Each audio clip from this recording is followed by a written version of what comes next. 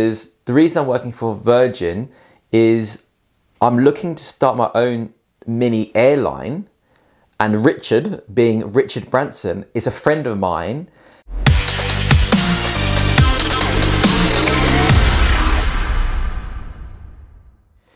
It was around September, October 2007. I'd been working at Marina Marbella, and it was just between me leaving Marina Marbella and joining the guy I work for now. It was around September, October time. The season was coming to an end, and I've spoken to Marina Marbella. I spoke to my boss and I said, look, I want to go away for the winter. I want to go and try and see if I can find work in the States and do the Caribbean season for the winter. And I said to him, look, I don't want to burn my bridges. If it doesn't work out, you know, I'd like to come back. And so he said, no problem. Go and see if it works. You know, go and find a job. I think it's a great idea. And so my closest friend and I decided to book our tickets to, we were going to go to the Bahamas first because we had a friend living there and she was going to be celebrating her 21st birthday.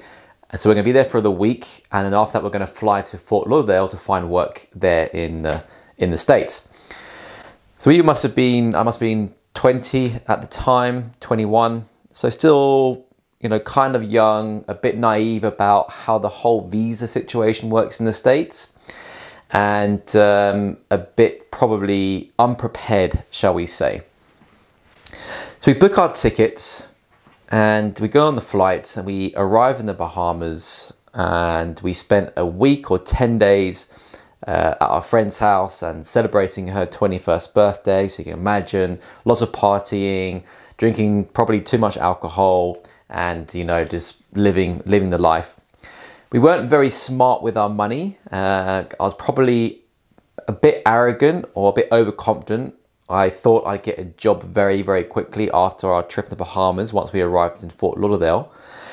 Anyway, the birthday party come to an end, and it was time for us to get our flight back. Get our flight to the States. So we hop on the plane and we get to the States, and the first thing we do is we try to look for crew accommodation, but it's all full. So we check into this motel, and then the next day we decide to go to the crew agencies, so like the Blue Waters, the Lux Yachts, all these, you know, crew agencies, to sign up, and to see if they can find work for us. And although I had probably at the time four or 5 years experience and knowledge, and I had my, you know, basic safety training, I had my yacht master back then, they're all saying you need this B1, B2 visa. And I'm like, well, we don't have a B1, B2 visa. How do we get it? Saying, well, you actually need a job and you need to apply for it back in your country of residence. We're like, oh my God. We had a very limited budget. So we thought, you know, let's risk it. Let's go and do dock walking. And what dock walking is basically you print out a bunch of CVs and you just walk through all the ports where all the yachts are, handing out CVs, speaking to other crew members, captains, owners, companies, whoever is involved in yachting, to try and find a job. So we're there for about 4 or 5 days, and our funds are running very, very, very low indeed. There is no work. Everybody we spoke to said, we've got jobs for you, we've got work for you, but you must have the B1, B2 visa. Otherwise, we can't employ you, and if we do and we get caught, we'll be in a lot of trouble. By the way, it's completely illegal to be dock walking in the States, you know, even with a B1, B2 visa, because you need to have a job on board a boat before arriving in the States to look for work. I didn't know that at the time. I didn't do any research. I was very blasé about the whole thing looking back now. So we basically ran out of money, and we decided maybe we should just call it quits and head back to Europe. So we pop on the plane from Fort Lauderdale back to the Bahamas, because our return flight was from the Bahamas back to London, and London onward back to Spain. We get to Nassau, And unbelievable, we realized there's no flight for another 3 days. So we flew Virgin, if I remember correctly. No, it was Virgin. We flew Virgin. And so we're like, okay, we have no money. We got no money for accommodation. We barely had enough for food. And so we said we're going to camp out at the airport for the next 3 days. We were young. We didn't really mind. Anyway, first day, we're kind of like setting up our area where we're going to be relaxing. And this guy walks in the airport and he was wearing like a Virgin kind of uniform, but kind of a little bit more casual rather than smart.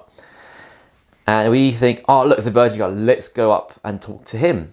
So we ran up, we spoke to him. We said, look, we're going to, we need to get the flight, the next flight in 3 days' time. We're going to be staying here. Can you change the tickets for us? So he said, what do you mean you're going to be staying here? So we said, well, we're staying in the airport. It's like, well, no, the airport closes. They shut it down. No one's allowed to stay in the airport. So we're like, oh my God, we're going to be sleeping on the streets. We have no money, no means of getting money to us. And our friend that had her 21st birthday had left because she spent part of her time in the Bahamas and part of her time also in Spain. So her family house had all been packed up, so we couldn't call her. So this guy behind the counter says, well, let me look at your flights. We gave him our tickets and he's going through it and he says, well, you do know these flights are non-changeable and non-refundable. So now we're really in the crap, you know. So we're like, oh, is there anything you can do for us? And then this guy, we've just met him. He says, let me see what I can do. You know, where are you guys going to stay? Like, we got no money, got nowhere to stay. We showed him our passports. So he said, okay, I'll sort you guys out. So we look at each other like, cool, okay. So he goes on the computer, says, blah, you know, does his computer stuff. He says, okay, I booked you guys on the next flight. I've changed your flight, even though it's non-changeable, free of charge. So we are so thankful for that. And he said, you guys need a place to stay. And do you guys have any money? Nope. Okay, I'm going to sort you guys out for some money. And we just thought, you know, who is this guy? He's just a Virgin employee. And, you know, but at the same time, we had nothing to lose. We're like, okay, anything, we'll do anything. We'll do whatever it takes to make a little bit of money, to be able to eat and to stay somewhere and to get the flight back home. So now it's kind of sun's starting to come down, and then he said, you know, wait for me for a bit. I need to finish some things at the office and then I'll come and pick you guys up. So he comes back downstairs. Three of us go outside. He says, wait here and then I'll be back with the car in about 5-10 minutes. So we're waiting outside and we're like, we don't really know this guy. He's taking us somewhere. We're in a place we don't really know. We spent probably a week there or 2 weeks there in total. And the next thing we look over and we see this, it looked to me like this brand new, beautiful Mercedes S-Class. Pulls up, all tinted windows. Like, you look and look, and the guy's like, come in, open the window. It was a guy, so we're like, wow. We open the boot, we pull our luggage in, we get inside, and then he starts driving, and we're like looking at each other like, oh God, you know, don't we know this guy? It's a bit, we were unsure, okay? Then we arrive, we're driving maybe 20 minutes, 15, 20 minutes, maybe a bit less, and we get to this beautiful gate. And it's like obviously some sort of gated community right on the coast, and the security guard comes out and he opens the door and we drive through, and it is just row upon row of the most beautiful homes you've ever seen. And we look at each other, what is going on here? So we drive to this beautiful house, we park outside, we still don't understand what's going on. We still think this guy is a Virgin employee. So we get out, we go into the house, he shows us to our rooms, he opens the balcony, it's right on the water, there's a beautiful center console boat there with twin outboards. And, you know, during our journey from the airport to his house, we were talking about what we're doing, you know, boating and what we do for a living, what we were doing here while we ran out of money. And it's, oh, there's a boat. If you guys want to use it in the evenings, you're free to use it. You're going to be here for 2 or 3 days.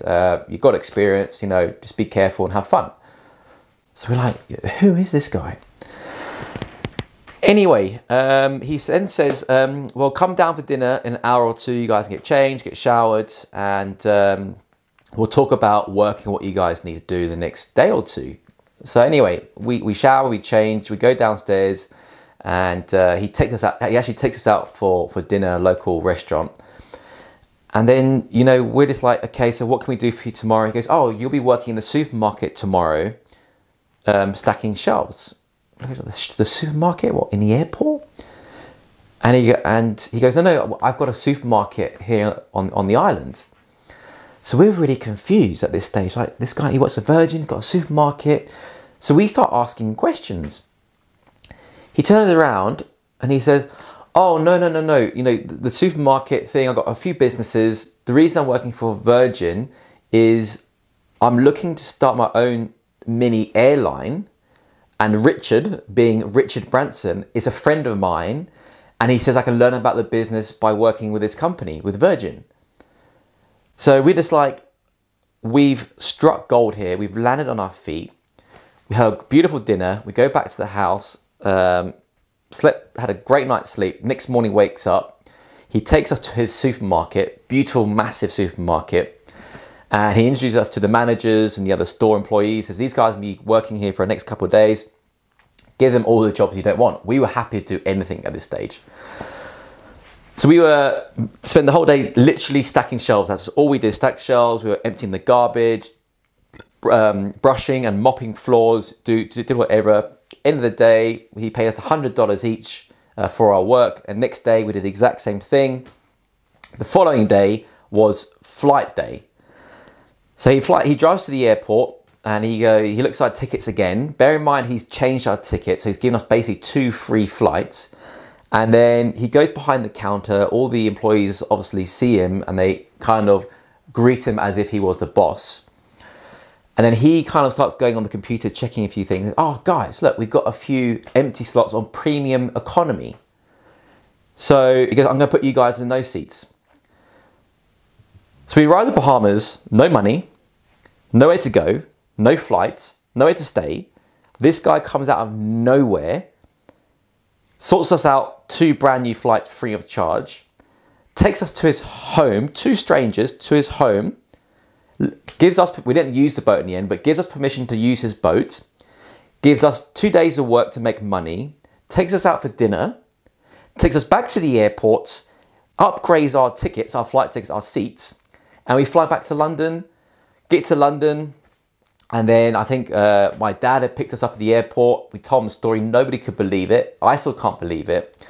So it was an unbelievable story. The only thing, we actually lost the guy's email address, and it was so many years ago, I can't remember his name. So if he is watching this, and you remember picking up 2 guys at the airport about 2007, please get in contact, because I really want to show my appreciation, because without you, you know, none of this would be impossible. Probably still be there stranded, living on the streets.